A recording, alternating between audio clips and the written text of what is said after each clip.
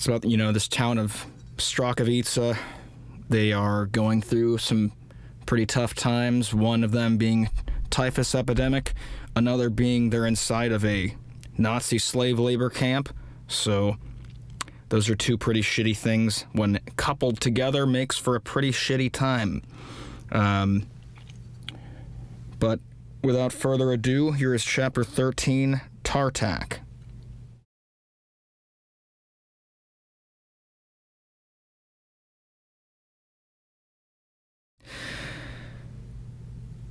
Remembering Survival inside a Nazi slave labor camp by Christopher Browning, Chapter 13, Tartak.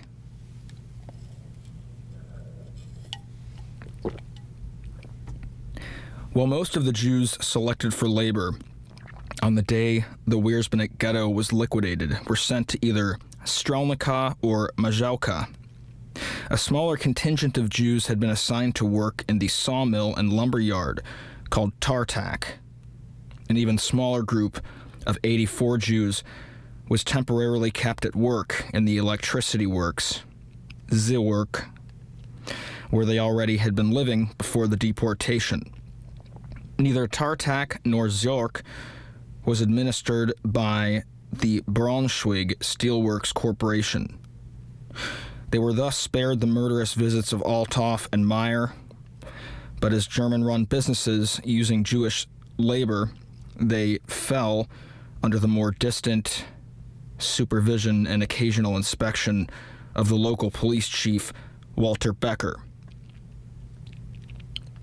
The electricity plant, which backed up against Tartak in the lowlands of the Kamiena River Valley, was supervised by a German named Stroker, or Starker. I guess he had three different names. On November 3rd, 1942, Becker arrived to control Zurich for illegals who might have managed to evade the roundup and find refuge there. One illegal, Herz Feigenbaum, managed to slip undetected into the group of authorized workers while the roll call was being taken. Another, Abraham Rosenwald, who had been visiting from nearby Tartak to recover valuables he had hidden there earlier, was caught. He managed to bribe a Pole to fetch Piatek, the deputy at Tartak, who had expanded the workforce there to provide a haven for many Jews.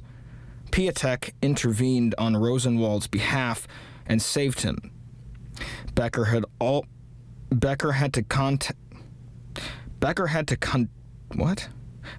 to content himself with having just one person shot that day, a 16-year-old boy named Adler with a broken leg.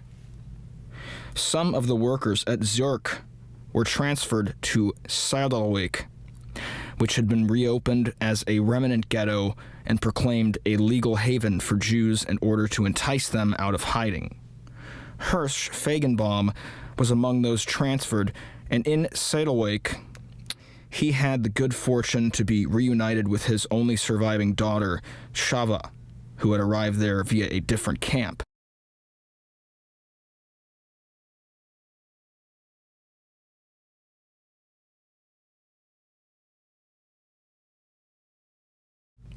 On January 13, 1943, however, the trap was sprung, and Sadelwijk Jews were rounded up once again for deportation.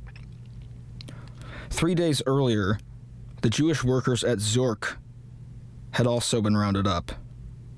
Both groups were sent eastward on the same train. Near Lukau in Lublin district, just 65 miles south of Treblinka, Herz Feigenbaum and his daughter managed to slip through an opening in the cattle car that some of the prisoners had made and escaped the train. They entered the nearby remnant ghetto of Lukau, where they remained until its last inhabitants were rounded up in early May. Placed again on a train to Treblinka, they jumped once more. After 21 days walking cross-country, they reached Strakavica, slipped into the labor camp, and informed others of the direction in which their deportation train had gone, though not its ultimate destination.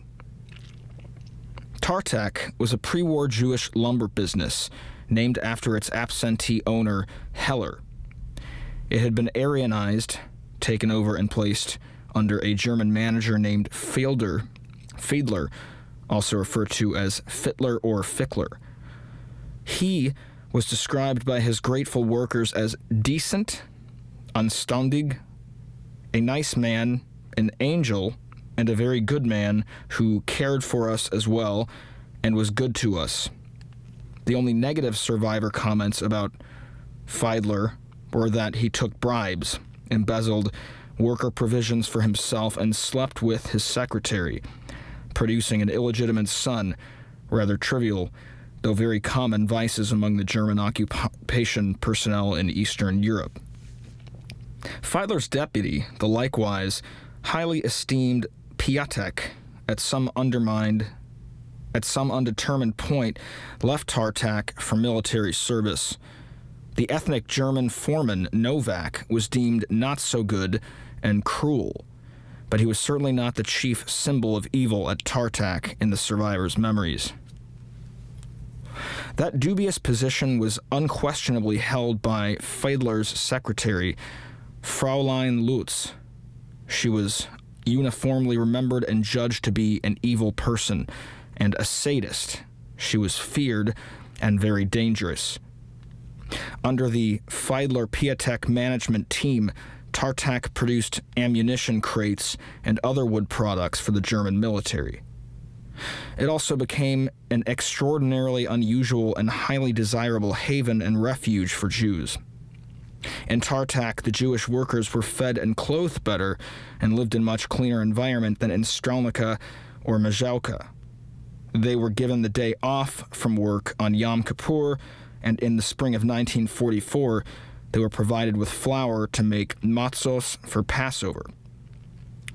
Fiedler warned of imminent inspections and advised that the children in camp be hidden.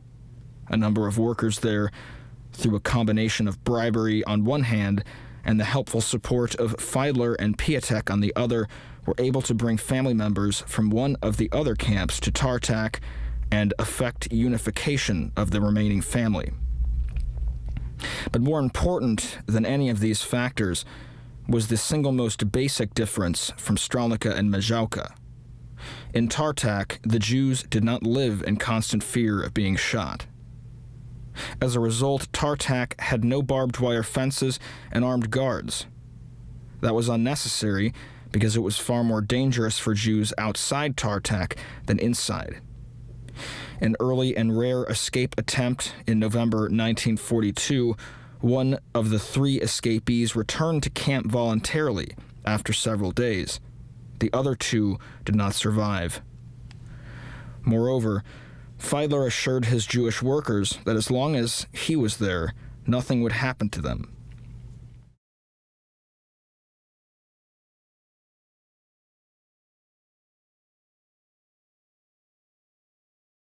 According to Joseph Koz, who provided a very detailed and important early testimony in 1948, Fiedler had told them, if he were to leave, we could do as we wanted. In this regard, he always referred to the lack of any guard. Despite the relatively enviable position Jewish workers held in Tartak in comparison to the Strelnica and Mazowka camps, they did not entirely escape the twin scourge of typhus and terror. In January of 1943, Fiedler was away on vacation, and Fräulein Lutz wielded much greater power in his absence. Despite the better sanitary conditions in Tartak, some prisoners there had nonetheless contracted typhus. But this potentially lethal information initially was kept hidden from the camp management.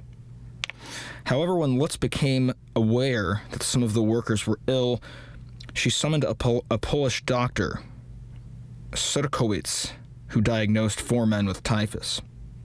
Fräulein Lutz then telephoned the police. The prisoners were ordered to prepare 4 stretchers and were assured that the sick men would be taken to the hospital. On one crucial point, accounts differ on the subsequent events, namely whether Walter Becker himself came and personally gave the orders for what followed, or merely sent some of his men to kill on his behalf.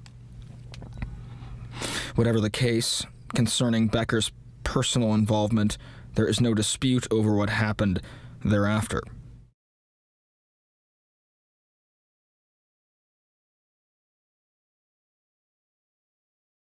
The German police arrived at Tartak and ordered 8 stretcher bearers to carry the 4 sick men out the front gate.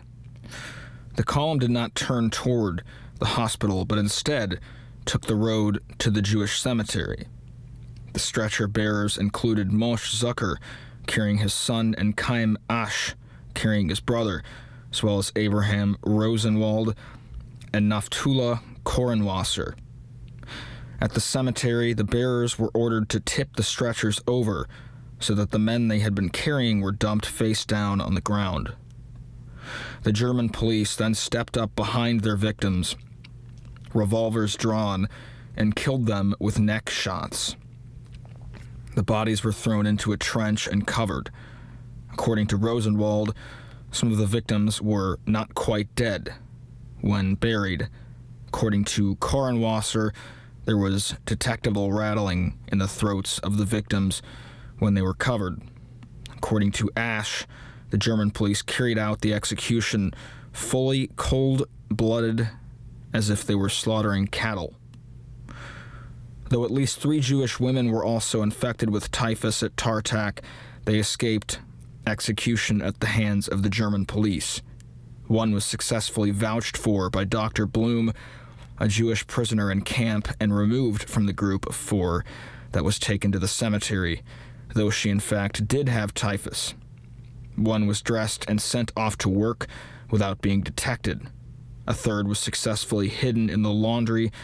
Once again, prisoner initiative was able to protect at least some potential victims for imminent death. Between the first day at Tartak, when those caught trying to smuggle valuables or an infant into the camp were shot, and the last day, 21 months later, when many were killed trying to escape the final evacuation of the camp, these were the only shootings at Tartak. This event, therefore, was indelibly imprinted on the memories of the Tartak survivors, even if the scale of typhus and terror at Tartak was small in comparison to that of Strelnica and Mazhalka. And that concludes Chapter 13 and Part 3.